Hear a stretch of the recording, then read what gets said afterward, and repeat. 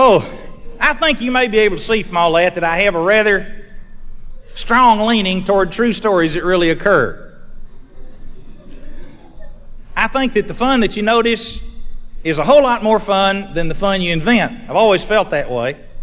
I come from a family of long-time storytellers.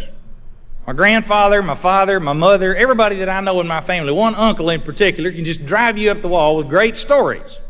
And I've always loved to sit and listen, just in rapt fascination as my family told tales.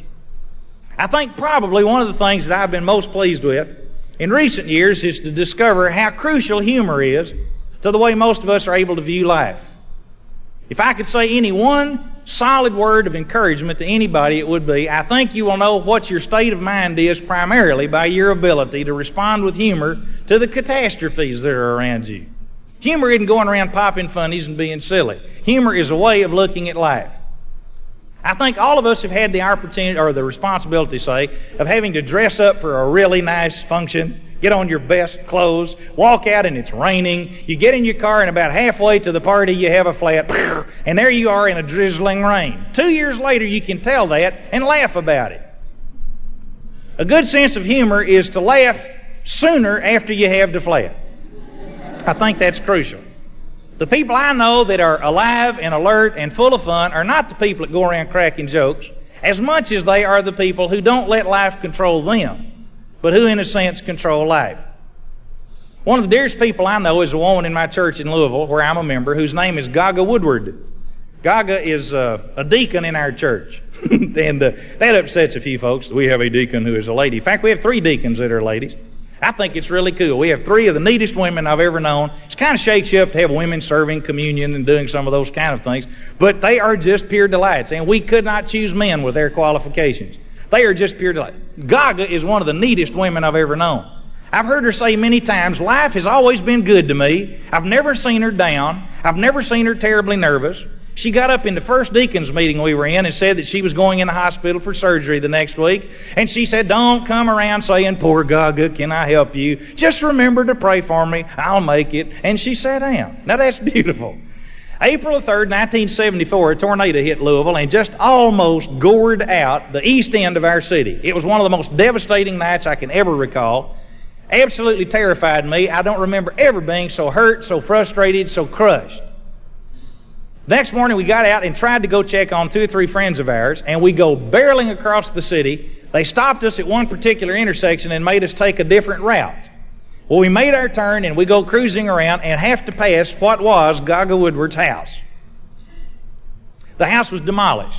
2 or 3 walls were standing, roof was gone, beautiful trees gone, garage completely flattened out, and a car with a frame twisted. It was absolute devastation.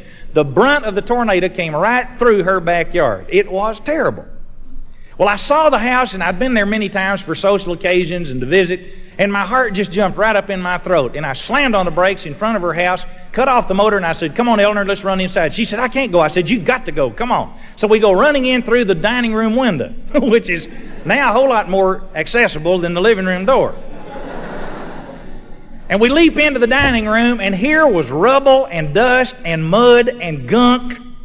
And I almost burst into tears immediately. I was in shock.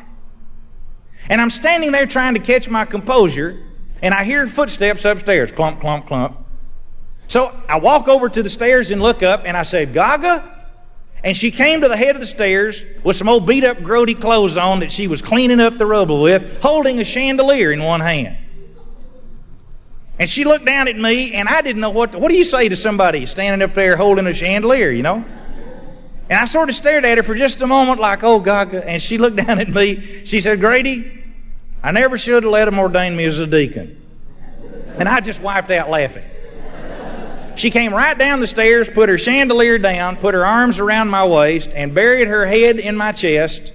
And I put my arms around the nape of her neck and just gently rocked her for a couple of minutes while Eleanor patted her on the back. Gaga finally looked up at me with moist but not drippy eyes at all. And with a real stern disposition, Gaga Woodward said, we're okay, Grady. We just lost a house. Gaga's going to make it. She wasn't cracking jokes. She wasn't being silly. Gaga had gotten hold of something that the Bible calls the peace that passes understanding. Peace doesn't mean the absence of conflict. It means learning controlling conflict. It means to put your sails up and determine where you're going to go no matter what the wind is doing. Peace is the ability to go through the valley of the shadow of death and not around it. And it brings ultimately the great dimension to the life called joy. And I hope with all of my heart that as we've laughed together and had some fun together, that the main thing that you have tried to see in one weird man's life, I have had a whole lot of fun on this trip. I plan to have a whole lot more before it's over, and I hope you've had as much fun tonight as I have. Thank you. Good night. Thank you.